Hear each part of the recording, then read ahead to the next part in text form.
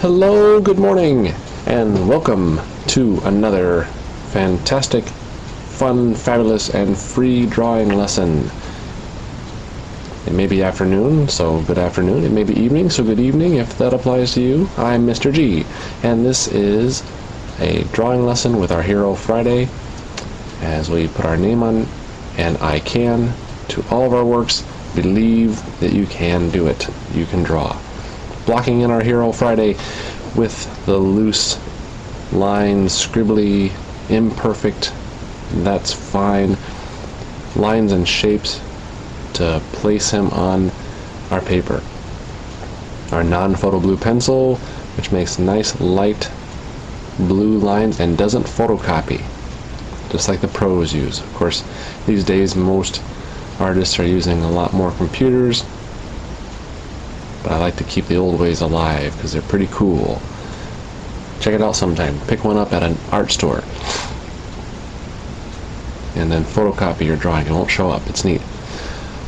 Blocking in his arms and hands. Thumbs up. It's a great day.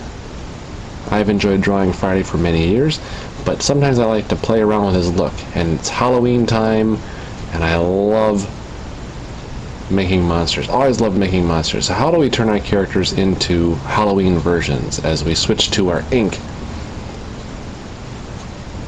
Make his eyebrows a little bit meaner looking and menacing. Still a happy guy. We'll put some fangs in like vampires have. What else do vampires have? Let's think here. Maybe we do something with his ears. Yeah, give him some pointed ears. Some vampires have pointed ears. Whatever strikes your fancy, whatever floats your boat. He still looks like our Happy Friday with a little bit of a Halloween-y twist. We can change his hair, make his hair a little wilder, pointing around in different directions. He's wild and crazy. He's looking for victims. Blah! And darken around his eyes, that always helps. Monsters have darker eyes. Just a little bit, little things, little touches, little 10% adjustments. Let's put a costume on him, the pointed cowl.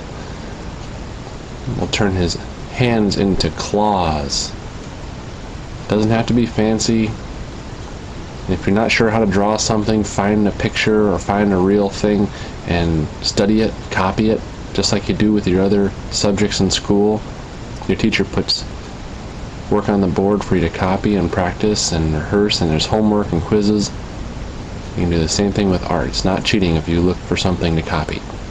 We do it in college. All the way up to college level. Very encouraged.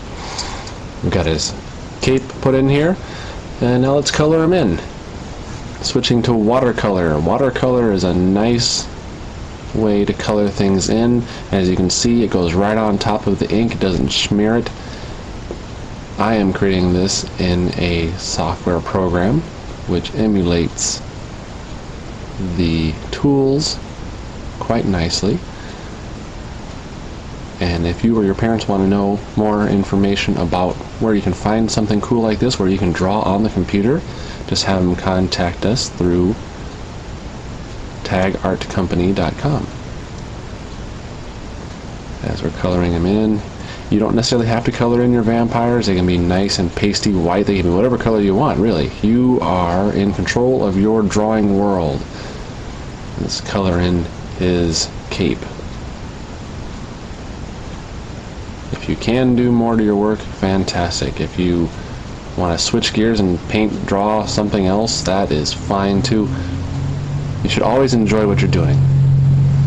Always be passionate about what you're doing, because if you aren't, then everything you create is going to be kind of boring, and everybody who looks at it is going to be bored, and you're just not having a good time. You don't have to be a professional artist. You don't have to do anything with your art talent, but enjoy it. Put some darker lines in here. Adds a little bit of shadow, a little bit of je ne sais quoi.